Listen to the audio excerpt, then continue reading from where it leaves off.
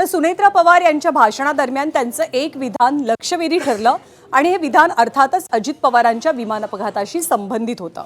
अजित पवारांच्या अपघाताबद्दल सुनेत्रा पवारांनी शंका उपस्थित केल्यानंतर राज्याचे मुख्यमंत्री आणि गृहमंत्री देवेंद्र फडणवीस सुद्धा बोलले आणि या अपघातासंदर्भातलं सत्य बाहेर येईपर्यंत शांत बसणार नाही असं आश्वासन त्यांच्या वतीनं दिलं गेलंय। आदरणीय दादांच्या दुर्दैवी अपघाताबाबत अनेकांच्या मनामध्ये शंका आहेत। त्या तुमच्या मनात आहेत, तशाच माझ्याही मनात आहेत। या शंकांचं नक्कीच निरसन झालं पाहिजे। प्रत्येक प्रश्नाचं उत्तर आपल्याला मिळालं पाहिजे, पण या दुर्घटनेबाबतचे सत्य मात्र स्पष्टपणे समोर आलंच पाहिजे।